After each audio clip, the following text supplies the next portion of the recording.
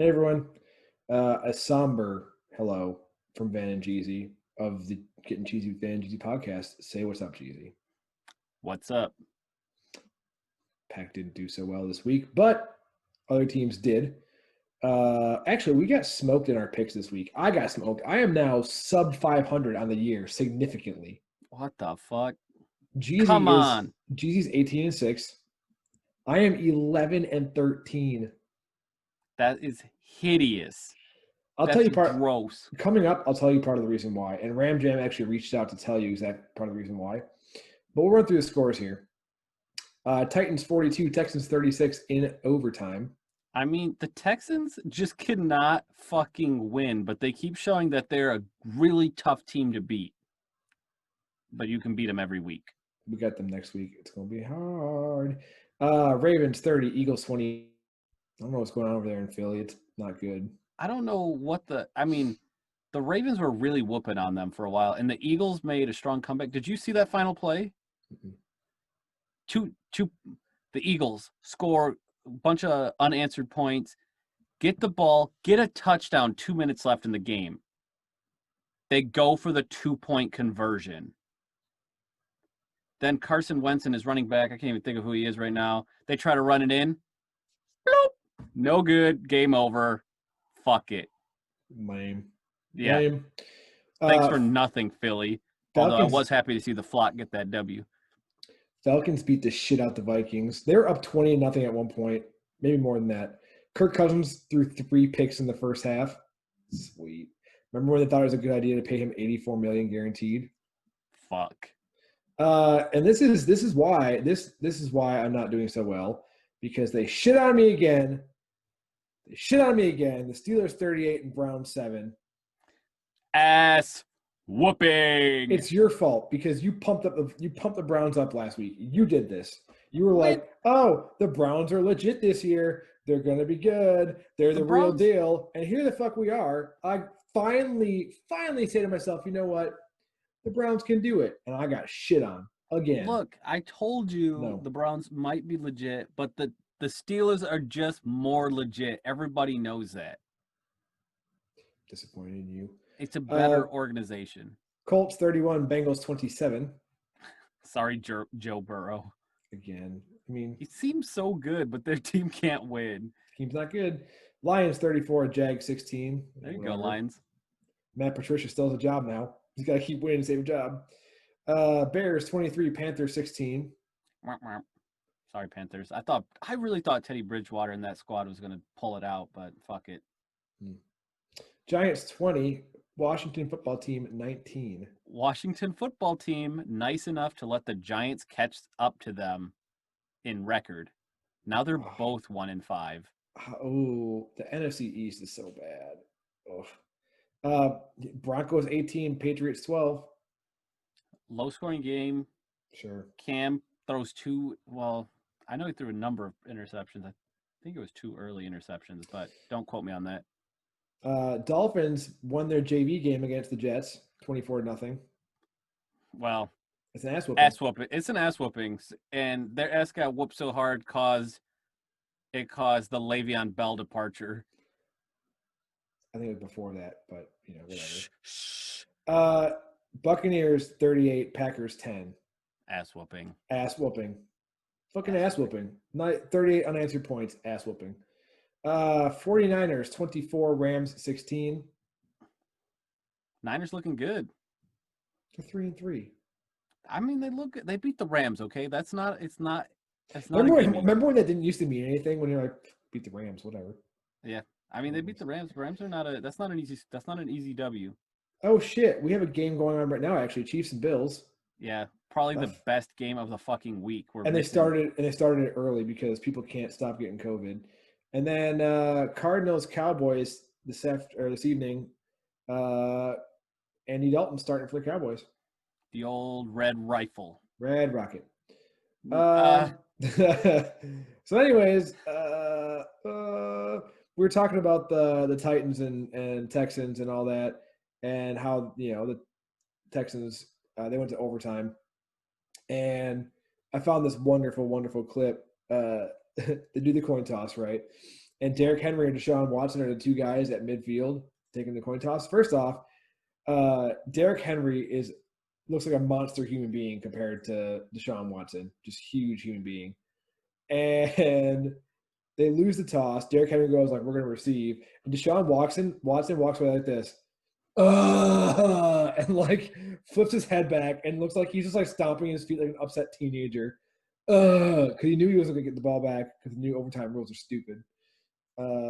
Anyways, but speaking of the Titans, the NFL says they will have no severe punishments for them due to their COVID leaks. Now they found that they were violating NFL policy, and they had been having like meetings outside of appropriate times and places, and they weren't wearing masks in the hallways and things like that. It says they were congregating in the hallways of the team facility without masks. That was one of the violations. And so it says there's no specific disciplinary action yet, but they will not be subject to forfeiting games or loss of draft picks or discipline for any individual. So that's kind of a move by the NFL, I think. What, you wanted to see their policies have a little more teeth? I want to see a little more punishment. I mean, it's a serious thing. Of course it is. And at the same time, Roger Goodell told Jay Feely, one of the color commentators for CBS, before the game on last Tuesday, that Tennessee had not willingly violated any protocols. And he said, an NFLPA source said, it's not like the coaches were telling players not to wear the mask and go work out together at a park. But ignorance of the rule does not preclude you from the consequences.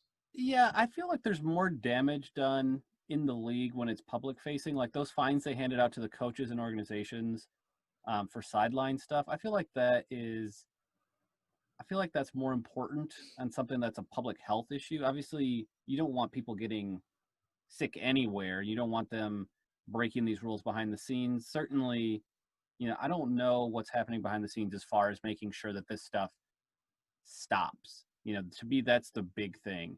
Because the team members, they've already kind of accepted a certain amount of risk by being on the field together. Nobody on the field is wearing a mask, outside of, as far as the players. Well, some players have been using COVID masks.